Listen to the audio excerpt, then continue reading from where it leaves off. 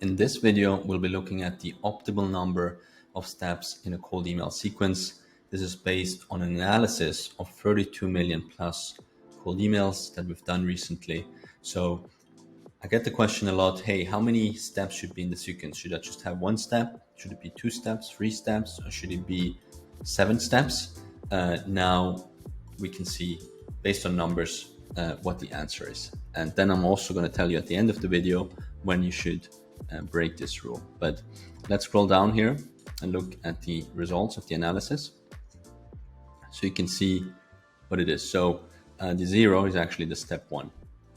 The 1 is the step 2, and the 2 is the step 3. So you can see the majority of the replies, really 69.19%, come in on step 1 of the sequence. Then we have another 17.42% that comes in on step 2, and then 7% on step 3. You can see there's a drastic drop off here.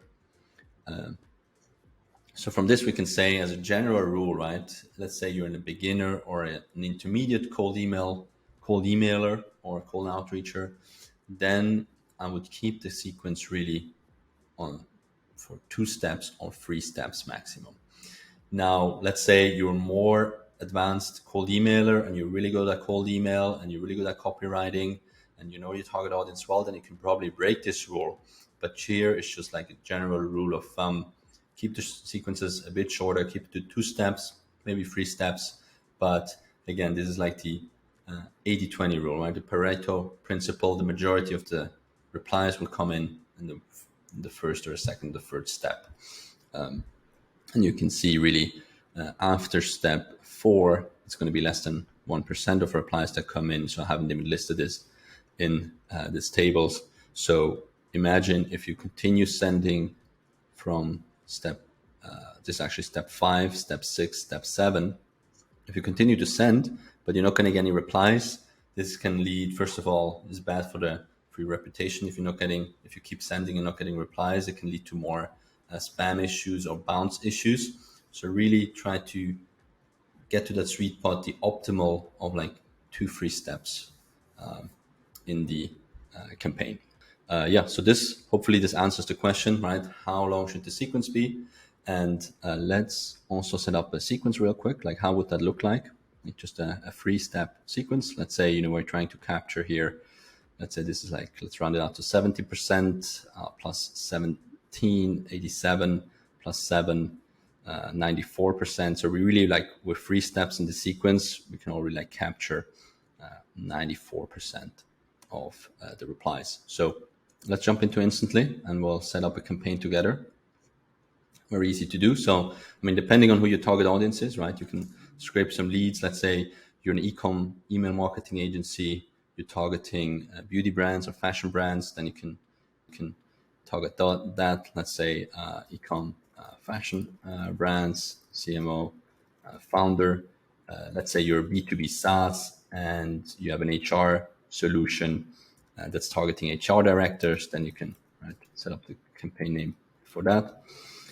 Obviously, you need the leads first, but that's how you can structure the campaign name, so you know who you're targeting and for which country.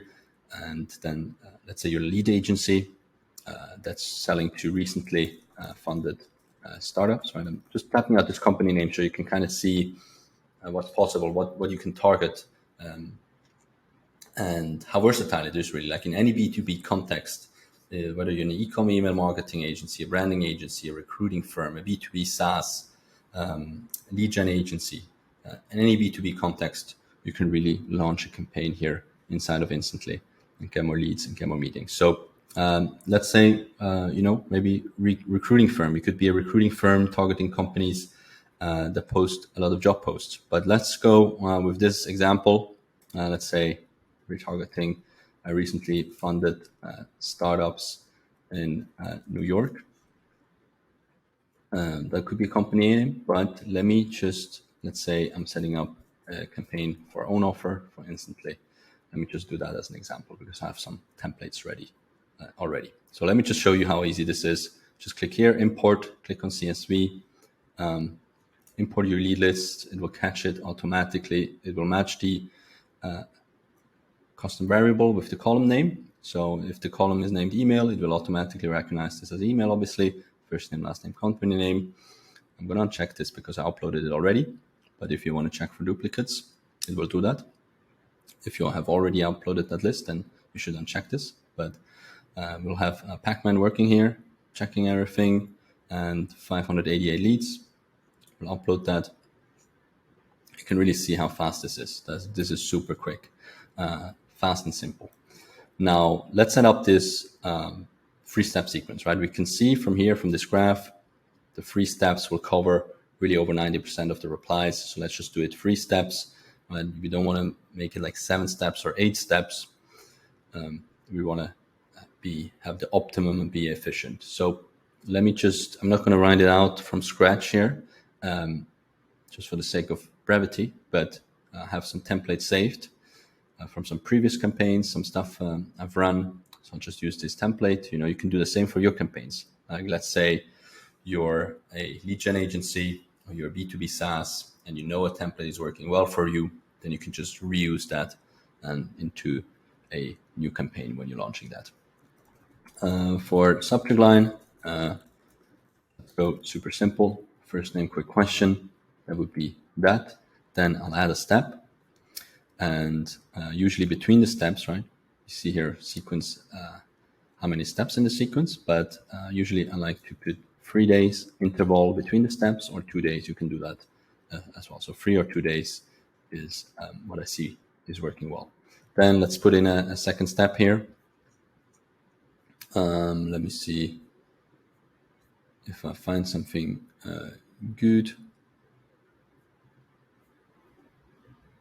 Yeah, so let's say, your second step can either be like you providing some value. Your second step can also be, let's say, maybe something like more cute, more funny. That's working as well, like some endearing GIFs. Or, in the follow-up, you can also do something very simple. And let me just adjust the time interval. I'll add 2 days between step 2 and step 3. And then the last one, we can say first name. Are you the right person to discuss this with, or is there someone else at a company name I should be directing to? It is, or you can also go super simple. First name, thoughts. Save it. We have everything saved. And then go into the schedule. Let's say, I'm targeting New York or America. Let's say if I was targeting the US, I would just change the, if I was targeting the EU, I would just change the time zone here, save that, and then click options, select a couple of sending accounts. This will do inbox rotation, which is very helpful to scale by keeping deliverability super high. So let's say I have 10 email accounts connected, right? If we go back to the beginning, remember we uploaded 588 leads.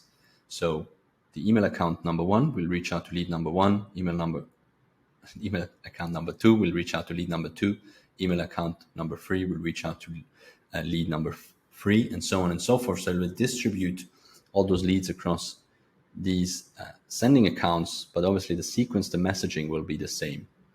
That way you don't send 500 email from just one sending account, which will get you spam, or it really hurts deliverability. If you can spread it across, diversify it across 10 sending accounts, that will be much better. Then I'm going here.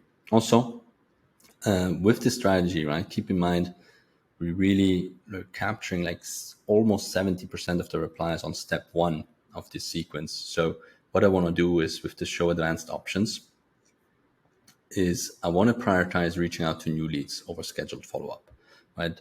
This will prioritize step reaching out to new contacts instead of prioritizing follow-ups. So, right, if you see maybe the campaign performance is dropping off and you have a lot of follow-up steps, the campaign may be spending too much time in follow-up land instead of reaching out, contacting brand new, fresh contacts. So just click this check mark here, and then you're good to go. This is like an additional boost. It's not absolutely necessary, but we'll do it here as well. So and then You don't have to click save, and you can launch. I'm not going to launch this now. I don't want to go this. I don't want this to go out right away. But you can just click launch, and then all the replies will show up in your Unibox.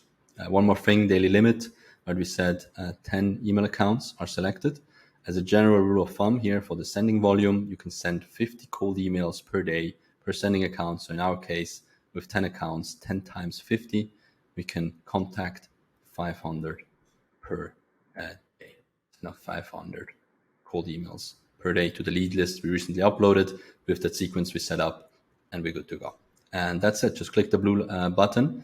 And yeah, hope this video was helpful. Recap, 80-20, really like the majority of our replies come in within the first 2 steps, maybe 3 steps as well. But after that, you can see a point of diminishing returns really converges to 0. Unless you really know what you're doing. I know obviously some guys who are able to pull off 7-step sequences, but they're really good at copywriting. They really know what they're doing. If you're starting out or if you're intermediate and just want some like launch a campaign quick and want some quick wins, just keep it to 2 steps or 3 steps. And then later, once you've mastered it, you can break the rules again and maybe do some longer sequences here with 5, 6, 7 steps. But yeah, that's it. That's the video. Hope this was helpful. Like and subscribe, comment if it was helpful, and I'll talk to you soon. Thank you.